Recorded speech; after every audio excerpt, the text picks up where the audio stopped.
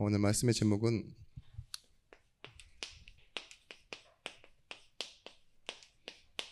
도우심으로 돕는 자입니다. 마태복음, 누가복음 15장 11절에서부터 24절의 말씀. 11절부터 읽었어야 되는데 좀 짧게 읽었습니다. 여러분들이 자신의 능력만으로 살아가고 있는 사람이 혹시 있으십니까? 뭐 그런 사람들 대부분 혼자 사는 사람들은 그래만 살아요. 그런데 내 능력으로 사람을 살려 전도하는 사람 보신 적 한번 있습니까? 전도자에게 가장 필요한 능력은요, 자신의 배경을 누리는 겁니다. 도우심으로 돕는 자. 하나님이 나에게 예비한 만남, 그리고 나를 자녀로서 사랑해 주시고 나와 함께 하시는 그 하나님의 은혜로 말미암아 전도는 되어지는 것입니다. 옛날 예화 중에 이런 예화 드린 적 있죠. 아이가 청소를 시켰더니만 하다가 뒤로 벌러덩 넘어져 갖고 난 이제 최선을 다했어 라고 말하는 그 아이에게 아빠가 이렇게 말하죠. 너의 최선은 네가 열심히 다 하고 힘 빠질 때까지 끝까지 하는 것이 아니라 네 옆에 있는 아빠 나에게 부탁하는 거라고. 그게 최선이라고. 그렇죠? 넌 아이기 때문에 당연히 힘이 없고 빨리 지치지. 그런데 너에게는 아빠가 있잖아. 그러니까 아빠가 최선이야 이렇게 말했는데요. 이번 강단 말씀 기억하십시오. 하나님이 어디에 계신다고요? 가까이 계시니라. 바울이 이렇게 고백합니다. 로마서 1장 16절에서부터 17절 말씀에 복음에 어떤 능력이 나타나냐? 하나님의 의가 나타난대요. 이 의는 다른 말로 하나님과 나와의 관계입니다. 우리와의 관계. 복음에만 나타나요. 복음은 무엇을 말하냐? 신과 인간의 관계를 말하지 않습니다. 하나님이 나를 사랑하셔서 만든 그 설정한 첫 번째 관계. 죄인된 나를 사랑하셔서 찾아오신 후에 나의 죄를 대신 갚으시고 뭐예요? 그 사랑으로서 나를 구속하시고 아버지와 자녀로 설정해 놓으신 그 관계.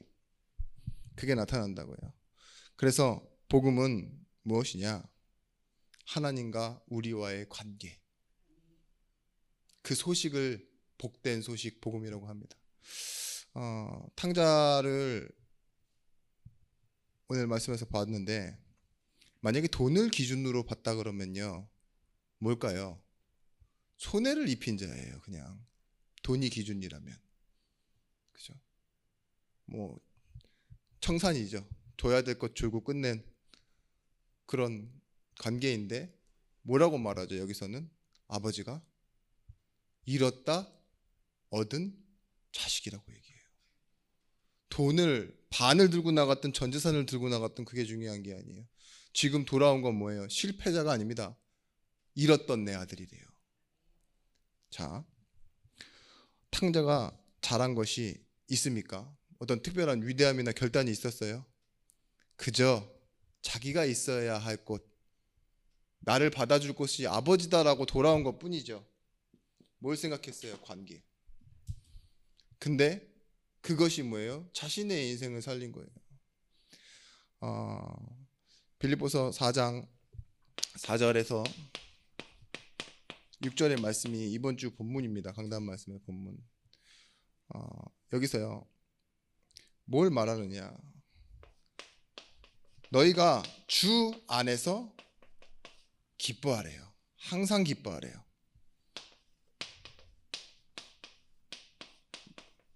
왜 기뻐해야 되느냐? 그 기쁨을 통해서 너희 관용을 모든 사람이 알도록 하는 거래요. 그러면서 하는 말, 주께서 가까우시니라.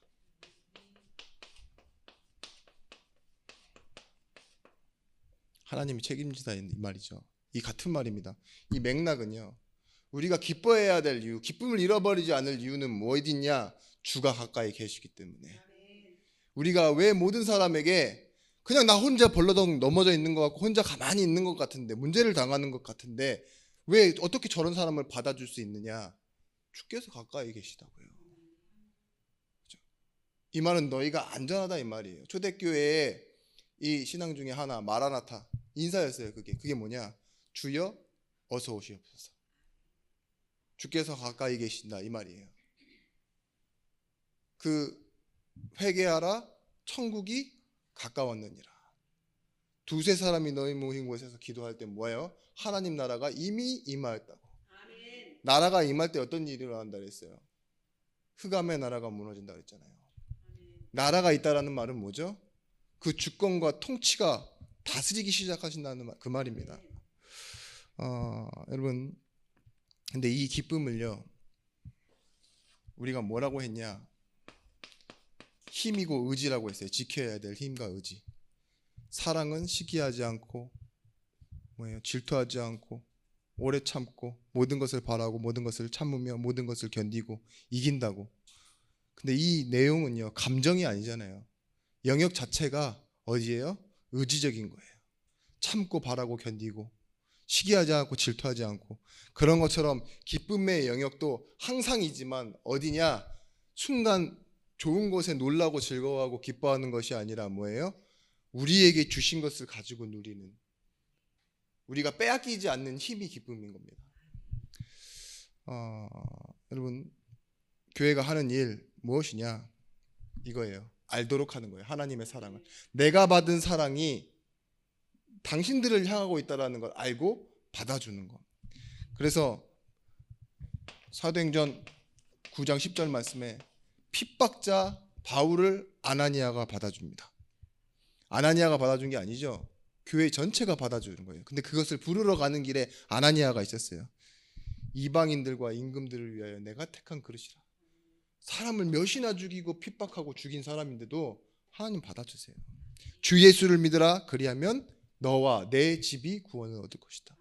너로 인해 너의 집이 구원 얻도록, 네 집을 받기 위해 내가 너를 먼저 부른다 이 소리죠. 빌레몬서 1장 10절 말씀에 주인을 배신하고 돈을 횡령한 오네시모, 감옥에 갇혀 있는 그에게요, 복음을 전한 바울이 주인에게 편지를 씁니다. 그게 빌레몬서죠.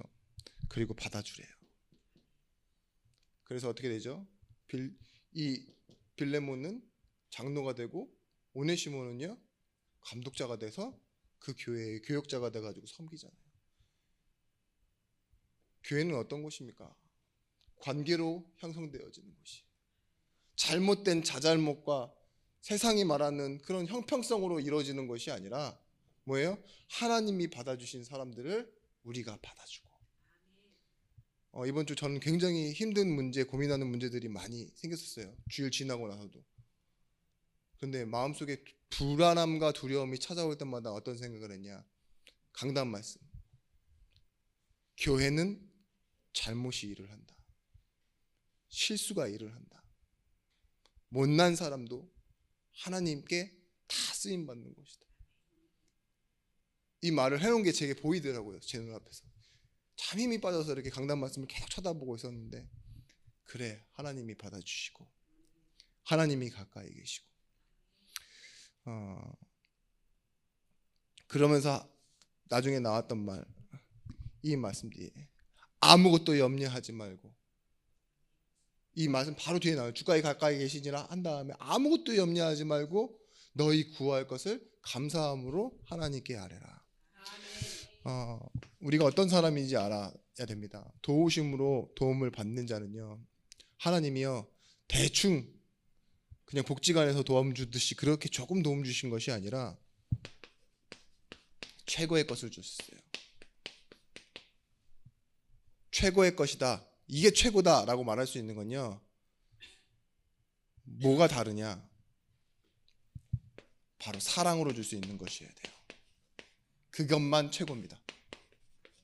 아무리 비싼 거 이런 거 줘도요, 그게 뭐예요? 사랑이 아닌 어떤 기회나 어떠한 바램이 있으면 그걸 보고 뭐라 그러죠? 뇌물이라고 하고 로비라고 하고 그러는데요. 사랑은요, 다시 돌아오지 않을 것, 그런 거 바라지 않고요, 진짜 내가 원해서 주는 거예요. 하나님이요, 우리에게 뭘 주셨어요? 하나님의 사랑인 복음을 우리에게 주셨어요. 이게 우리가 도우심을 받는 이유예요. 하나님의 사랑을 받았기 때문에요, 하물며 네가 악할지라도 자식에겐 좋은 것을 줄 줄 있지 않냐. 그런데 하물며 너희일까 보냐. 자녀된 너희. 그렇죠? 하나님의 자녀입니다. 우리가 의지적인 노력으로는 벗어날 수 없는 것들 있어요. 무능, 이런 거, 한계. 그리고 열심으로 노력해서도 막 지금부터 해도 안 되는 거 있어요. 우리 권사님들 지금 공부해서 뭐 자격증 하나 따려고 해도 얼마나 힘들어요. 그죠? 두렵죠? 안 하던 일을 하라 그러면 하실 수 있겠어요, 권사님? 못 하겠죠. 남들 다 하는 건데 답답하지 않으세요?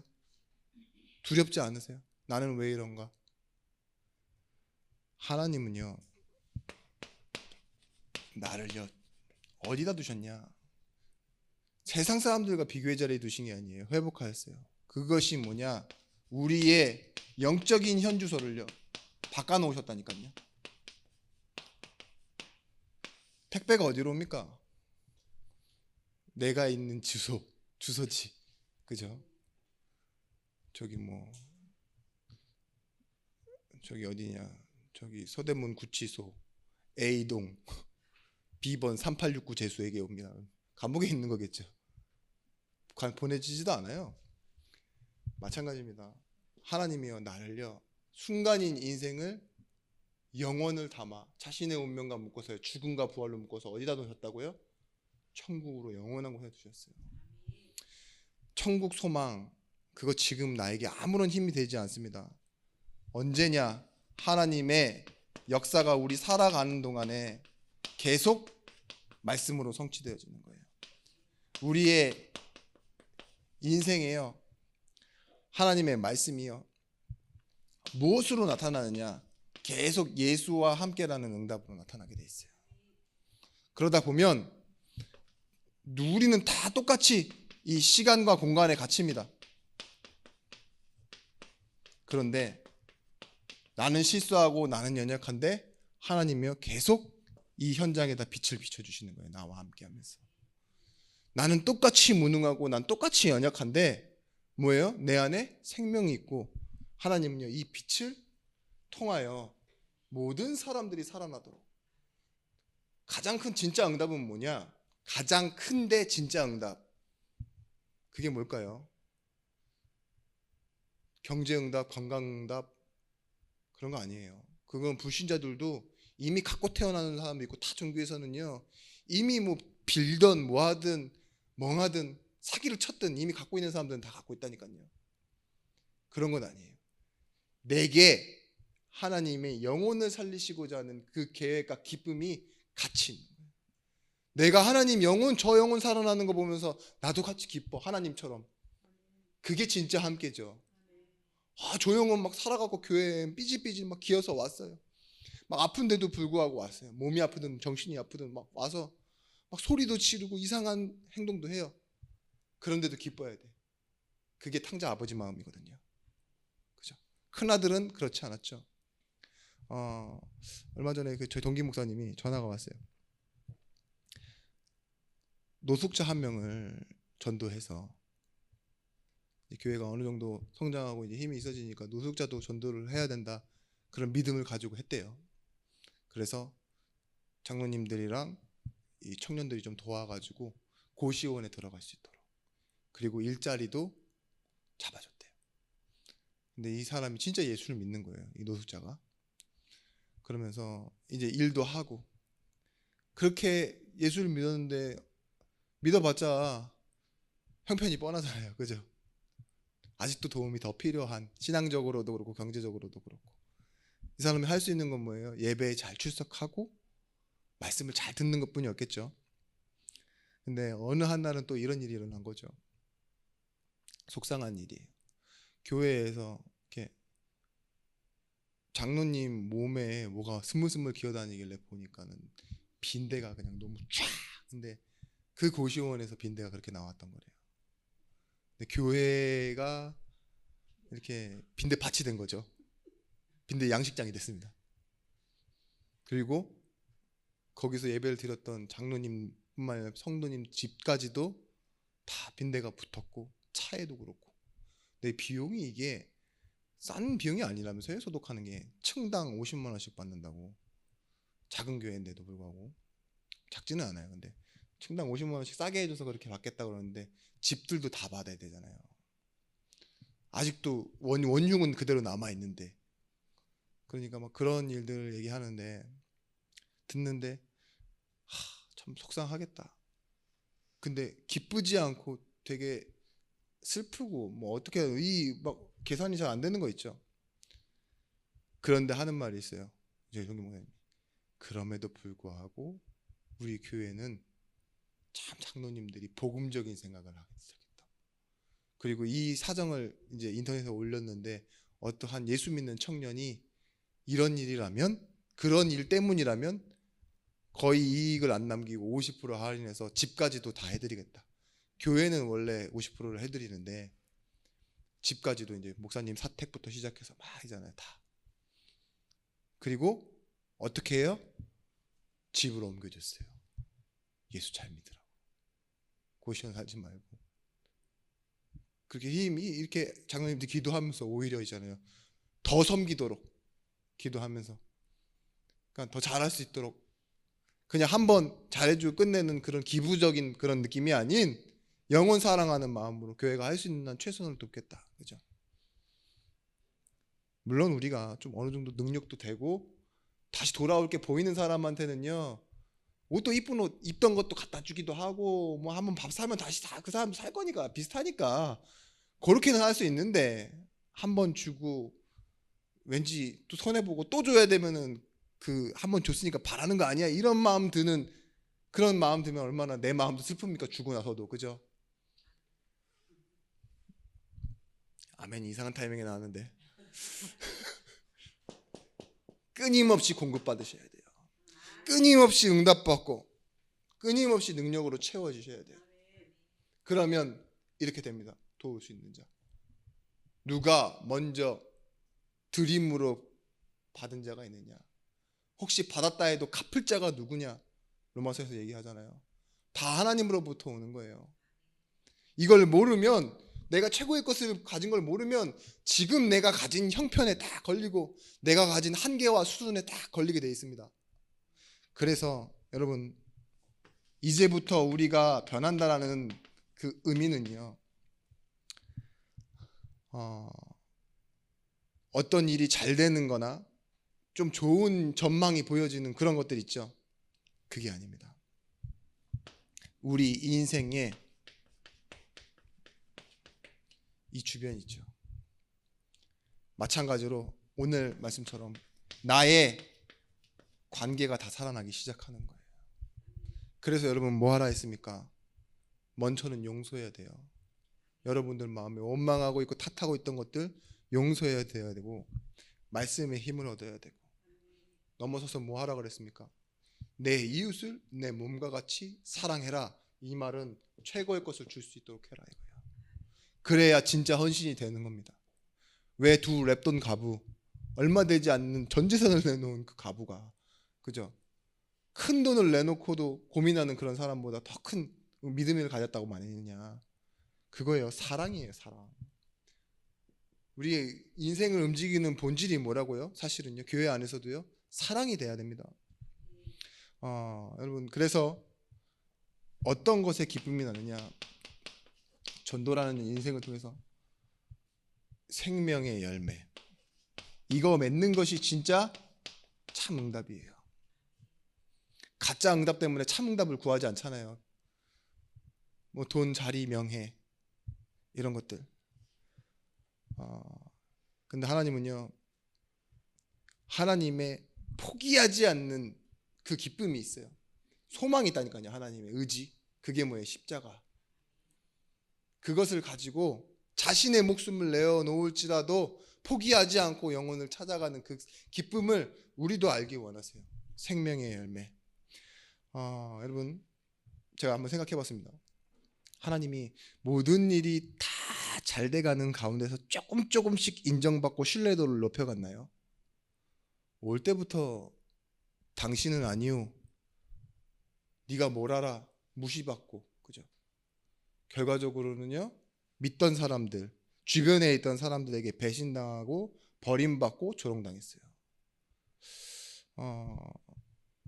그러면서 다시 예수를 믿게 될 때요, 그 성도들이 제대로 된 모습으로 돌아왔냐? 그렇지 않았거든요. 다 후회하며 눈물로 돌아왔어요. 그게 회개예요. 그렇죠? 왜 제 입장으로 생각해봤냐? 누군가 나한테 이제 사과를 하러 왔는데 와서 보니까요, 잘 돼서 온 게 아니에요. 다 탕자처럼 돌아온다니까요. 내가 미안해, 이제 나 곧 죽어, 이러면서 와요. 그럼 여러분들 마음은 편하겠어요? 진짜 안 편할 거예요.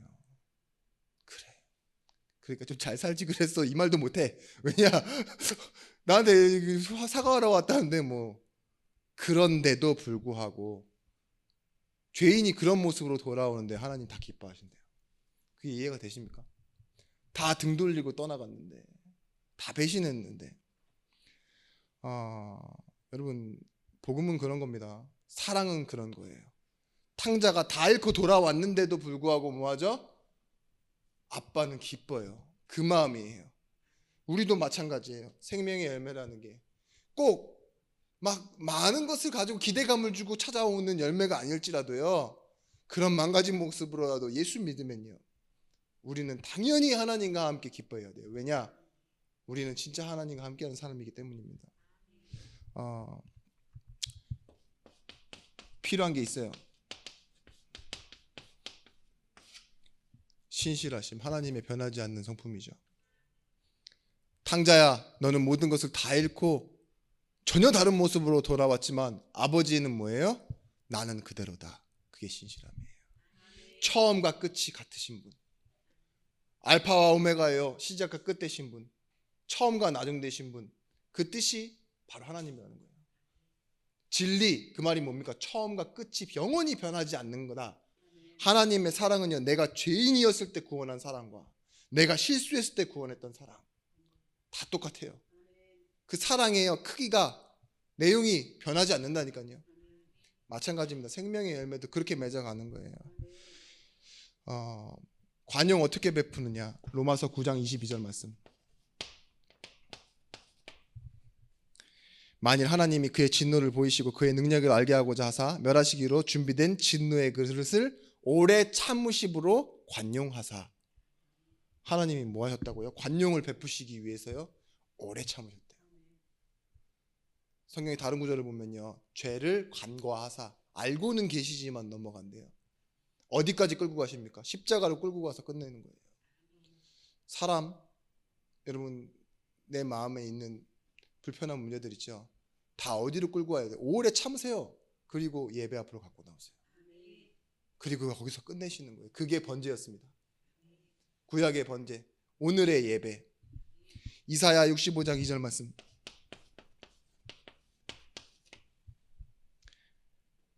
내가 종일 손을 펴서 자기 생각을 따라 옳지 않는 길을 걸어가는 패역한 백성들을 불렀나니. 하나님의 마음이 뭐예요?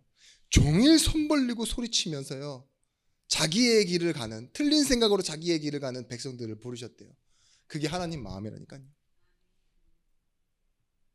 그게 교회가 되어져야 됩니다. 알아듣지 못해도 종일 손 벌려 외치는. 그래서요, 우리에게는요, 이걸 가졌기에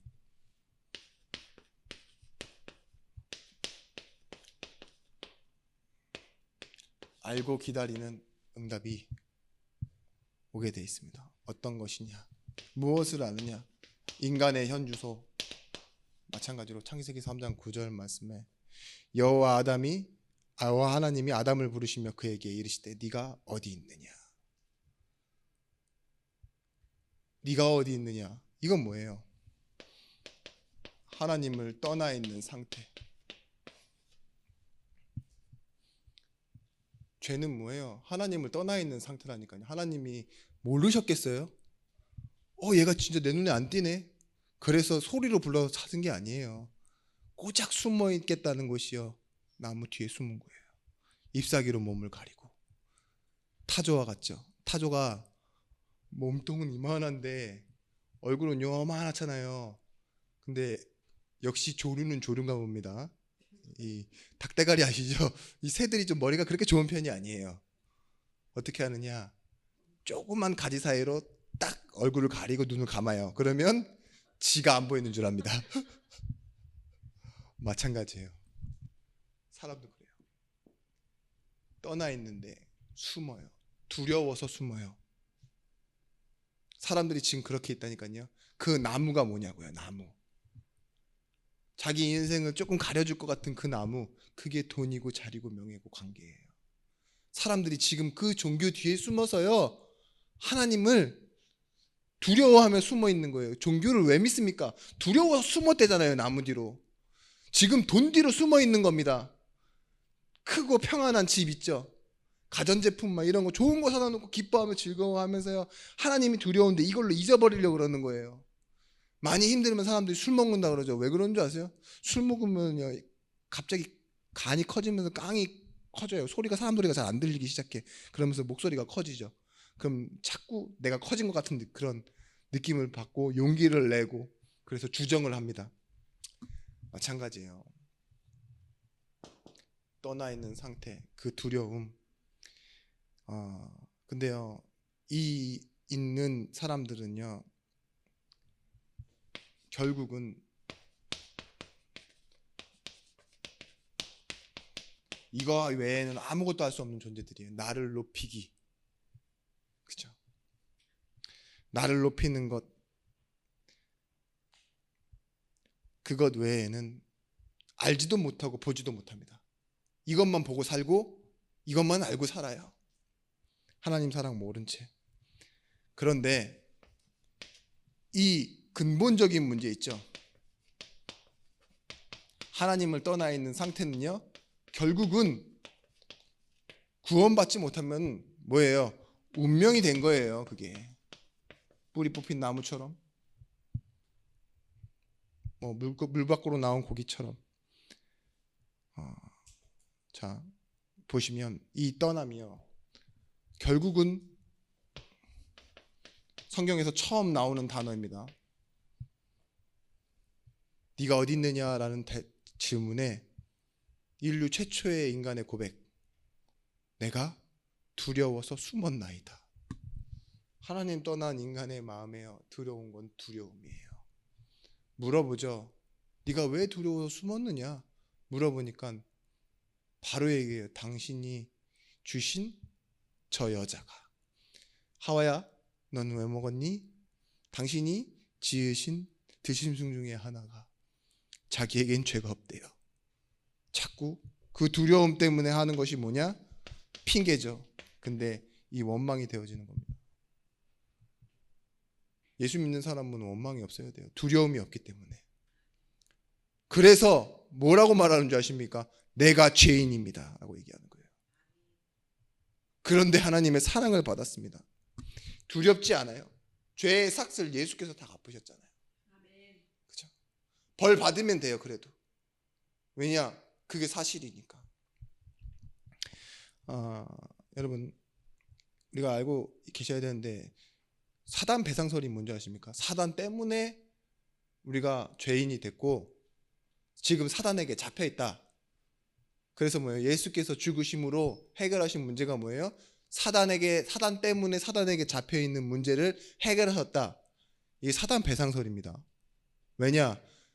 무슨 문제를 해결한 거예요? 사단에게 잡혀 있는 문제를 해결해 버렸으니까. 그죠? 그럼 사단에게 배상을 했다 이거예요. 여러분, 그렇게 알고 계시면 안 돼요. 하나님은요, 공의, 자신의 약속 때문에요, 정령 죽으리라 했던 그 죽음에서요, 반드시 죽으라고 했던 그 약속에서요, 하나님 다시 살리시기 위해서 자신이 대신 죽으신 거예요. 사단이 마약을 팔았건, 그래서 내가 중독자가 되고, 사단이 뭘 거짓말을 해서 나는 속았을 뿐이고, 이래서 탓을 그렇게 하면 안 된다니까요. 교회 교리적인 내용에서도 그거는 이단들이 많이 하는 교리이기 때문에 뭐예요? 하나님은 공의와 사랑으로 우리의 이 모든 문제를 해결하신 겁니다. 여러분, 그래서요, 우리가 잘 없어지지 않는 거, 이 배신감, 미움 있죠. 이런 부분에서 여러분들이 회복해야 돼요. 예수 그리스도 만났는데 이 문제 해결됩니까? 돼요. 하나님 만났기 때문에 더 이상 우리가 두려워할 것이 없어요. 사단에게 잡혀 있을 때, 우리 영적인 현주소가 이 사단에게 있을 때, 그때는 두려워하고 원망하고 미워하며 살았지만 하나님의 사랑을 받은 후로 뭐예요? 이제는 그 사랑으로 사랑하는 자 된 거예요.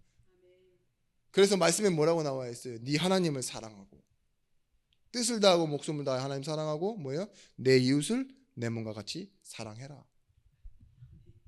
폭력이 아닙니다. 실력이에요. 용서하는 건 힘이라고요. 힘.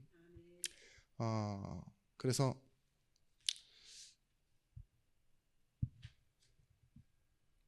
우리가 이제 뭘 보셔야 되느냐? 하나님의 시간표가 있습니다. 어떠한 시간표냐? 생명을 구원하시기 위해서 하나님이 하나님의 때를 통해 일하십니다. 내가 생각하는 그 아주 좋은 타이밍이 아니라 하나님은요, 만사의 때가 있고 기한이 있대요. 그렇지만 지체하지 않고, 우리가 지체되는 듯하게 느낄지 모르지만 더디지 않고 정확한 시간표에 오게 된다고. 사도행전 13장 48절 말씀에 그날 뭐예요? 작정된 자는 다 믿더라 이랬어요. 하나님의 시간표 속에 있는 거예요. 관용이라는 단어에서 우리가 받아줄 준비가 되어 있어야 되잖아요. 근데 해나 백천이라는 말 들어보셨죠? 무슨 말인지 아십니까? 해나 백천? 100개의 강물을 받아 바다가 이루어진다고. 그러니까 뭐예요? 강물 100개가 모이면 그 마지막에 모이는 곳이 어디라는 거예요? 결국은 결과적으로 바다가 된다 이거잖아요. 근데 이 내용을 여러분들 검색해 보시면 뭐라고 나오느냐? 작고 힘없는 물주기와 하천을 다 받아들여야지만 결국은 뭐예요? 큰 바다를 이룬다 이 뜻이에요. 그런데 그 밑에 내용을, 이 한문 내용을 이렇게 얘기해요. 다른 사람을 탓하지 않고 너그럽게 감싸주거나 받아들이는 마음을 해나백천이라고 한대요. 마찬가지입니다. 우리도 마찬가지예요. 진짜 본질에 집중하기 위해서는요, 받아줘야 돼요. 왜냐? 주께서는 가까우시고 우리는 이 기쁨을 가진 자이기 때문에. 마태복음 13장 48절 말씀에 밭을 사는데요, 그 밭에 뭐가 감춰져 있어요? 보화가 감춰져 있다고요. 그러면은 보화를만 필요하잖아요. 보화만 필요하죠. 밤에 가서 몰래 훔쳐오는 게 아니라 그 밭을 사야 법적으로 그 보화도 내 것으로 인정받을 수 있어요. 도둑이 아니라. 우리가 그 밭을 사는 걸 보고 관용이라고 합니다. 교회 안에 일어나고 내 주변에 일어나는 많은 불필요한 문제들, 나를 힘들게 하고 어렵게 하는 문제들 속에서요, 보십시오. 여 안에 있다니까요. 두려움, 원망, 미움, 계산으로 보면 이거는 백해무익한 것들인데, 하나님의 시선과 하나님의 시간표로 보면은요, 내가 하나님의 증인으로 서는 자리요, 저 생명을 살리는 자리요, 내가 진짜로 나를 내려놓고 하나님께 기도할 수 있는 기도 제목에 응답이 보이는 순간 뭐예요? 이걸 찾아내는 거예요. 이거 하나 얻기 위해서요, 그 밭 전체를 사는 거라니까요. 내 가진 것을 다 뭐예요? 털어 빚을 내서라도 뭐하죠? 사는 겁니다. 여러분, 사람을 모르면 사람을 오해해요.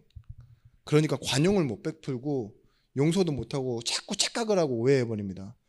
근데 이게 사람이면 좀 그나마 괜찮은데, 같은 대상이니까 하나님을 모르면 하나님을 오해해요. 그걸 보고 종교라 그래요. 뭐 하는 줄 아세요? 하나님 달랜다고 헌금 갖다 바친다니까요. 그게 저기 뭐예요? 새벽에 정한수 띄워놓고 비는 거랑 다를 게 없어요. 하나님은 달랜다니까요. 네가 뭔데? 그렇다니까요. 은혜를 구하면 떼쓰면 주는 줄 알고 막 금식을 막 해가지고 막 떼쓰고 막 그 옛날 교회에 막 자해하는 데도 있었잖아요. 이상한 신비주의 하는 교회에서는 자식을 제물로 바치려고 그러고 그 뭐 하는 미친 짓입니까? 하나님은 모르니까 그런다니까요. 인신제사를 받으시는 신이 성경뿐만 아니라 타종교회도 많지가 않아요. 근데 자기가 오해해놓고 자기 마음대로 달라고 하고 여러분 우리는 이제 뭐 하는 사람이냐? 결국은 이 누림이 당연한 것으로 응답받는 거예요. 막 힘주고 노력해서가 아닌 당연하도록. 어떻게 당연하냐? 하나님의 일하심이 결국은 우리의 응답이 되어야 되는데요. 갈라디아서 5장 16절에서부터 17절 말씀. 내가 이르노니 너희는 성령을 따라 행하라. 그리하면 육체의 욕심을 이루지 아니하리라. 육체의 소욕은 성령을 거스르고 성령은 육체를 거스르나니 이 둘이 서로 대적하므로 너희가 원하는 것을 하지 못하게 하려 함이라. 너희가 만일 성령의 인도하시는 바가 되면 율법 아래에 있지 아니하리라. 여러분 성령이 일하신다는 증거가 뭐냐? 육체의 소욕을 따라가지 않게 된대요. 자, 신앙생활 하는데 목사님들도 쓸데없는 말을 굉장히 많이 하고 교계에서도 그렇고 성도들은 더 말이 많은 성령 인도의 정의가 뭐겠습니까? 성령 충만, 방언이라고 말하고 성령 충만 받으면 막 능력이라고 말하고 우리 교회도 했었죠. 막 불러. 예? 성령 인도 받는 게 뭐예요? A or B 그 중에서 하나님이 원하시는 것을 선택하는 거? 근데 성령인도 대부분 이렇게 얘기하던데요. 와씨 오늘 일이 잘 되면 나 성령인도 잘 받았다 이러던데요. 결과적으로는 성령인도인데 아니에요. 오늘 여기서 말하는 성령인도는 뭐냐? 육체의 욕심을 따라가지 않는 거예요. 보시죠. 우리가 육체였을 때 어땠어요? 하나님 떠난 상태? 두려움의 선택, 원망의 선택, 복수하고 미워서 있죠. 저 사람에게는 최대한 이익이 안 가도록. 램프의 지니가 얘기했대잖아요. 3가지 소원을 들어줄게. 그 대신에 네 친구, 네가 제일 싫어하는 원수는 2배를 받게 될 거야. 그랬더니만 처음에는 50억을 주세요. 그랬더니 친구가 100억이 생겼어요. 그러면 나에게 아주 좋은 집을 주세요. 2배 좋은 집을 주더라고요. 마지막에 뭐라고 그러는지 아십니까? 저를 반만 죽여주세요. 뭔 말인지 아시겠죠? 쟤를 완전히 죽여달라는 소리예요. 봐봐요. 남이 잘 되는 게 싫다니까요. 우리는 선택이 그래요. 그래서 뭐라 그래요? 논개 정신이라 그러죠. 내가 죽더라도 너를 같이 이렇게 끌어안고 죽겠다. 안 그러신 것 같죠? 여러분 그런 선택 진짜 많이 해요. 잃어버렸으면 잃어버린 거지. 이 유튜브 같은 데 보세요. 복수하겠다고 막 이 카메라 켜고 찾아가고 막 소리 지르고 뭐 하고 막 있잖아요. 내가 내 대우를 못 받았다. 나는 불쾌했다. 막 이런 거 있죠. 그런 것 때문에요. 막 하는데 분노 조절 장애. 그런 것들이 왜 찾아오는 줄 아시죠? 다 하나님 떠난 영적인 문제에서 온 거예요. 이게 쌓이다가 결국은 김치 하나 못 얻어먹은 것 때문에 막 도망가 버리고 있죠. 막 이혼한다고 하고 이게 다 망가져서 그렇다니까요. 사람이 망가져서 그래요. 여러분 여기 계신 분들 중에 안 망가지신 분들 하나도 없어요. 성격 자체가 망가졌어요. 옛날에 소녀 때는요 때려도 빵긋빵긋 웃으셨을 텐데 지금은 그냥 눈빛 하나만 봐도 어떻게 귀신같이 알아채고 기분 나빠가지고 사람들 다 모아서 욕하고 이러잖아요. 다 망가진 거라니까요. 회로가. 그죠? 우리 진고사님 정신과 약 드셔보셨지만 그 전에 상태가 어땠어요? 마음이. 아무것도 아닌 것 때문에 두려움이 생기죠. 예. 그냥 있는 대상도 원망이 되고 막 이렇게 된다니까요. 이게 내 안에 가득 차버리는 순간요 내가 망가져 버려요. 저도 경험해봤어요. 공황장애 왜 오는지 아십니까? 체력도 떨어지고 잠도 못 자는데요. 아무것도 아닌 것들이요. 계속 떠오르기 시작하는 거예요. 그냥 먹고 자버리면 끝나는 문제인데 아무것도 아닌 문제인데 계속 댐이 무너지듯이요. 계속 상처와 염려와 이런 것들이요. 아무것도 아닌데 현실처럼 보이기 시작해요. 그럼 뭐예요? 마음이 우울하고 슬퍼요. 그게 뭐예요? 내 인생의 영혼이에요. 빠져나가지 않고 계속 자리 잡아가지고요. 정상적인 그런 걸 보고 뭐라 하냐 나중 가서는요 미친 사람이라 그래요. 여러분들이 처음부터 뭐 이마트 그 노란색 백에 지금 저기 시큼시큼한 냄새는 아저씨 아시죠? 얼굴 새까매가지고 여름에도 잠바 입고 돌아다니고 진짜 150m 전에서부터 냄새가 오더라니까요. 그분 지나가시면은 알아요. 처음부터 그랬을까요? 그게 육신 문제입니까? 영적 문제입니까?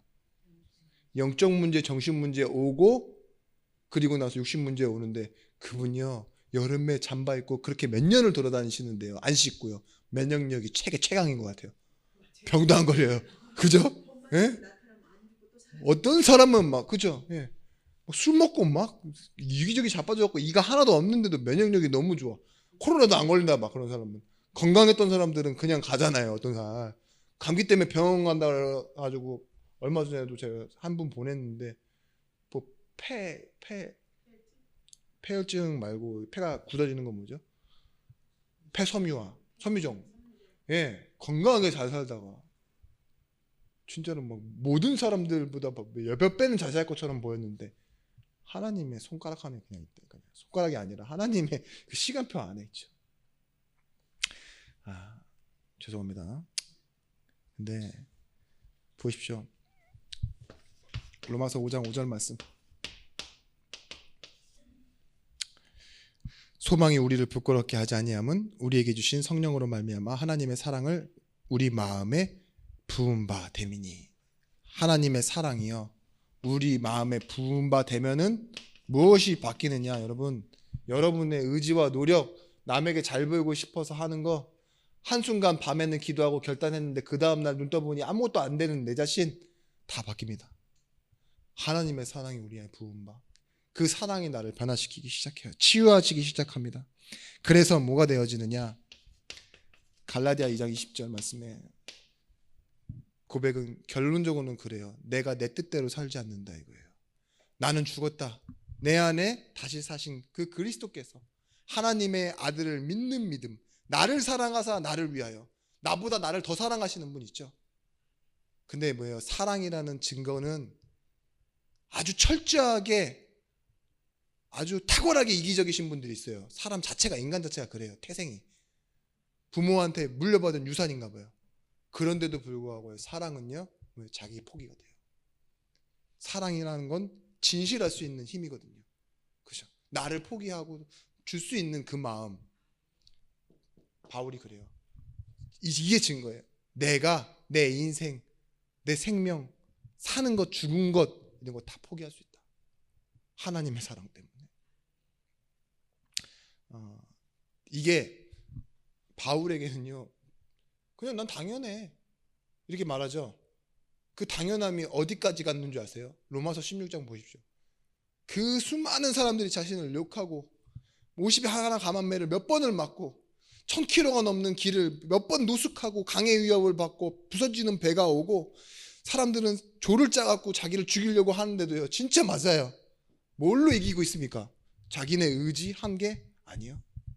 하나님의 사랑의 힘으로 도우심을 받는 그 도움으로 지금 뭐예요? 감옥에 있어도 사람 살리고 있어요. 마지막 제자 디모데에게도요 내가 배신당했다 할지라도 너는 뭐예요? 갚지 말래요. 네가 갚지 마라. 하나님께 맡겨라. 그게 관용 아닙니까? 네가 나를 사랑해서 네 것을 대신 갚는 그런 멍청한 짓은 하지 마라. 뭐예요? 다 받아주는 거예요. 그게 하나님 사랑입니다. 여러분 화목제 아시죠? 구약의 화목제가 왜 화목제냐? 하나님과 화목제인데 이걸 하고 나서요 음식을요 소를 한 마리 잡았는데요 3일 안에 다 끝내야 돼요. 그럼 어떻게 하는 줄 아세요? 이걸 가지고 주변 사람들을 다 동네 사람들 불러 모아서 3일 안에 다 끝내야 돼요. 미워하는 사람도 불러 모아요. 제사장에게 다리 하나 떼주고 다 불러 모아서 벗고 3일이 지나면 다 태워서 없애야 돼요. 혼자 끌어안고 있을 수 없을 만큼, 감당할 수 없을 만큼 하나님 우리에게 큰 것, 가장 좋은 것을 주셨어요. 충만이 무슨 뜻이죠? 가득 찼다예요. 성령 충만이죠. 성령을 사용해 보세요. 없어지지 않습니다. 내 힘으로 한계가 분명히 오지만 성령 그것으로 일하면 뭐예요? 열매를 맺게 돼 있는 거죠. 그래서요, 창세기 6장 1절서부터 6절 말씀에 방주, 그러나 노아가 은혜를 입었는데 뭐예요? 120년 동안 일어나는 모든 사건들을 다 참아내고 뭐예요? 그 방주 안으로 하나님의 준비된 모든 것을 다 받아들이기 시작합니다. 여러분, 결론적으로 우리는 주일 말씀 결론과 같아요. 말씀을 내 입장으로 받아들이지 않고요, 말씀을 따라가는 겁니다. 창세기 45장에 보면 이 요셉처럼요, 당신들이 나를 판 것이 아니라 하나님이 나를 먼저 보내신 거라고. 그래서 하나님은 그 끝을 선으로 바꾸사 하나님의 계획을 이루신 거라고. 그래서 이 출애굽기 나왔던 고백처럼요, 운명의 틀을 깨고 나와버리잖아요. 430년 동안 운명에 맡겨있던 이걸 뭘로 따라 나와요? 말씀 따라 나오는 거예요. 홍해가 앞에 있습니까? 광야가 앞에 있습니까? 문제될 것이 없습니다. 말씀을 따라, 그 말씀은 곧 하나님이시기 때문에. 구원은 하나님의 은혜인데 그 구원의 은혜가 우리에게 계속 있는 것을 보고 뭐라 그러냐? 소속이고 우리의 신분이며 건세라고 합니다. 다니엘에게 묻습니다. 다니엘아, 다니엘아, 네가 항상 섬기던 내 하나님께서 너를 구원하시기에 능하였느냐? 그 말을 한 사람이 누구냐가 중요해요. 다리오 왕이에요. 자기가 한 나라의 왕이고 총리가 다니엘인데 지금 소속을 뭐라고 얘기하고 있어요? 네가 항상 섬기는 건 왕인 내가 아니라 하나님이었다고. 슬피 울며 말하는데요, 그게 뭐예요? 자기 신하를 모르는데 네 소속이 하나님이잖아. 하나님이 너를 구하셨느냐? 이렇게 말할 수 있는 거죠. 여러분, 하나님의 영에 감동된 자, 요셉이 그랬어요. 어찌 이같이 하나님의 영에 감동된 자를 볼 수 있으리요 우리가. 다윗 보십시오. 그날 이후로 하나님의 영에 감동되니라. 근데 이 하나님의 영에 감동되니까 다윗에게 어떤 일들이 일어나는 줄 아세요? 그 외롭고 그 슬프고 그 존중받지 못하던 그 삶 속에서요, 용서라는 감정이 일어나기 시작합니다. 사울 왕을 용서해요. 자신을 죽음 끝으로 내몰고 약속을 지키지 않는 신하들, 그죠? 배신하는 사람들, 같이 있다가 사라져가는 사람들, 옆에 같이 있다가 죽는 사람만 봐도 얼마나 마음이 슬픈데요. 다윗은요, 수많은 사람들을 잃었어요. 자기 때문에 제사장 47명과 한 마을의 아이들까지요, 하루아침에 사울 왕이요, 다윗 숨겨뒀다고 죽여버렸다니까요. 그런 일들이 일어나는데도 뭐예요? 다윗은요, 용서해요. 사울 왕을. 어떻게 그럴 수 있겠습니까? 분명히 이대로 가야 되지 않습니까? 내가 항복할게. 저 사람을 살려주거나 아니면 너는 내가 반드시 죽인다가 돼야 되는데, 하나님의 영에 감동된 자 다윗은요, 마지막 압살롬이 자기 아들이 쳐들어오는데 죽이지 마라. 시므이가 욕하는데 뭐예요? 내비둬라. 베냐민 지파 아니냐? 하나님이 내게 하시는 말씀이다. 나는 유다 지파고 사울 왕의 베냐민 지파 시므이가 자기 욕하는 건 당연하지. 지므이 쟤도 죽은 사울 왕한테는 나름 충성하는 거야. 입장을 이해해버려요. 그리고 받아주잖아요. 그죠? 그걸 보고 뭐라 하는 줄 아십니까?